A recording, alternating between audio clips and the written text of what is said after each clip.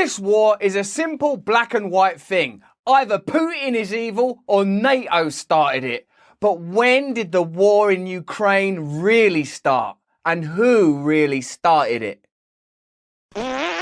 Good day to you, you 5.1 million awakening wonders. Do you know that only 48% of the people that watch these videos are subscribing? So if you ain't subscribed yet, subscribe right now. Nearly a decade on, the 2014 Revolution of Dignity, as it's known in Ukraine, remains one of the more widely misunderstood episodes of recent history. Yet understanding it is critical to understanding the ongoing standoff over Ukraine, which can largely be traced back to this polarizing event. Like today's Russia-NATO tensions, more broadly at the heart of the Maidan protests was the push by some Western governments, especially in the United States, to isolate Russia by supporting the integration of peripheral parts of the former Soviet Union into European and Atlantic institutions, and Moscow's pushback against what it saw as an encroachment on its sphere of influence. A major turning point in the US-Ukraine-Russia relationship was the 2014 violent and unconstitutional ouster of President Viktor Yanukovych.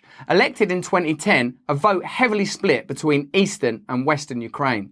In 2014, Yanukovych was taking his second crack at the Ukrainian presidency. Once in power, Yanukovych's rule was again marred by widespread corruption, authoritarianism, and for some, an uncomfortable friendliness to Moscow, which had made no secret of its backing him in the previous election. The fact that Ukraine was starkly divided between a more Europe-friendly Western centre and a more pro-Russia East, the same lines that largely determined the election, only added to the complication. Ukraine relied on cheap gas from Russia, but a plurality of the country, not crucially an absolute majority, still wanted European integration. You can see that this is already complex. There was a leader in place that many believe to be corrupt. There are territorial divisions. There are alliances between former regimes, the former Soviet regime in the form of Russia, a desire for European integration. So this war, this conflict is occurring amid a degree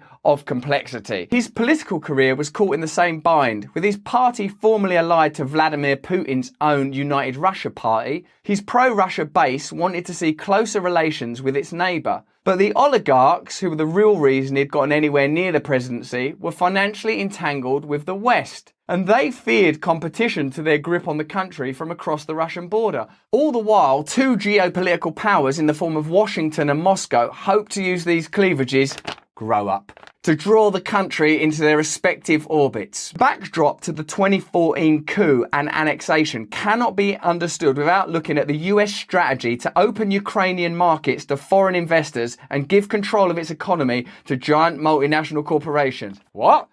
America? Trying to open up new markets? Hide! How dare you? How could you even? What evidence? When is there previous history of America trying to open up markets to global conglomerates?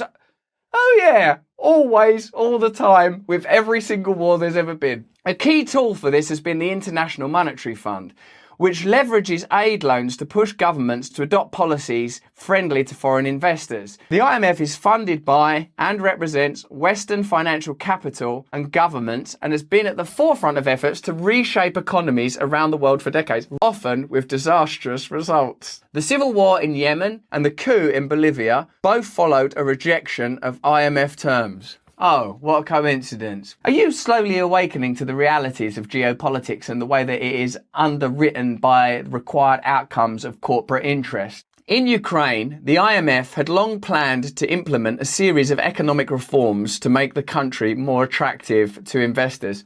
Not the people who live there, investors. In 2013, after early steps to integrate with the West, Ukrainian President Viktor Yanukovych turned against these changes and ended trade integration talks with the European Union. Months before his overthrow, he restarted economic negotiations with Russia in a major snub to the Western economic sphere. By then, the nationalist protests were heating up that would go on to topple his government. His ouster came after months of protests led in part by far-right extremists. Weeks before his ouster, an unknown party leaked a phone call between US officials discussing who should and shouldn't be part of the new government and finding ways to seal the deal. After the ouster, a politician the officials designated as the guy even became Prime Minister.